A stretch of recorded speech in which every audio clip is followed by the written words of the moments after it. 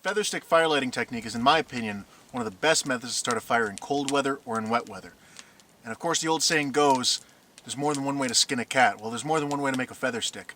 Dave Wendell showed a very good video as to how to make a feather stick. In my opinion, they're very good methods, and I do use them, and I often teach these to my youth and my students. However, there's other methods. Some people, their wrists aren't strong enough to keep the steady blade. As well, larger blades, it's harder to do this with. Smaller blades, it's capable. But larger blade or a longer blade, such as a parang or a machete, much more difficult. As well, with an axe, it's nearly impossible, and it's much more dangerous. I've noticed a lot of people, when they're doing it, they put their body weight right into the stick. And it's a very good method of doing that. That's how the proper method is. But a lot of people get worried about this, and they worry that they might slip and come right in and they might stab themselves. Other people worry that they might chip their knife right off the ground. And these things have to be taken seriously because they can injure and they can damage your equipment. Due to that, I use a certain method that basically does away with all those problems and helps with the wrist, helps with the steadiness of the blade, as well comes out with much finer feathers on your feather stick. We're going to demonstrate that in this video. Now this is cedar, which is a straight grained wood, and it's one of the best for making feathers out of because it burns so readily. Now the trick here is you're going to hold it with one hand. In your cutting hand, you're going to take your wrist and your knuckles and rest them right on your kneecap. And you're not going to let the blade move. It's going to be completely stationary. The wood, on the other hand, is going to go from the blade past you. It's not going to come towards your body. It's not going to go out on a weird angle. It's not going to come down towards your thigh. It's going to go flat across and completely miss you. That's the safety feature here. Add the fact that your knife is not moving and there's nothing dangerous here to do.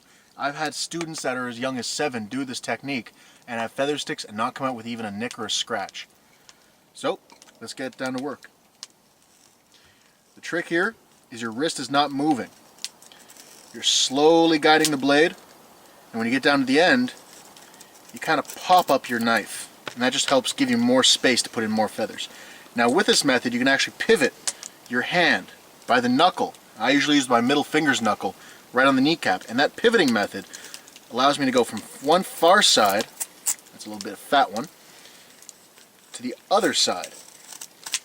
And that curl goes out at a different side. And again, this means I can put in more feathers. And I usually work my way across, going from left, my left, to the center, to the right. Now this technique takes a little bit getting used to, and with smaller knives it's not always the best method. However, with a larger blade, it's one of the best ways to do it. I'm going to pivot over here and start feathering this side. As you can notice, I'm getting a lot of feathers in one spot. And that is a very good feather stick, and it's not the best. The best would have several curls on each one of these feathers. However, that can start a fire with no effort. In fact, let's see if I can get one going right now.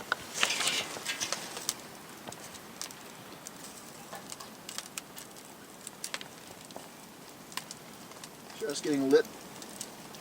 Got a little bit of a wind today. There we go. And the feathers are going to burn, and once it starts to get completely engulfed, and if we have several of these going, you're almost guaranteed fire. Almost being, of course, of different variables such as the wind or the weather. And as you can see, cedar burns really well, but these feathers can be done out of spruce, poplar, even maple or birch.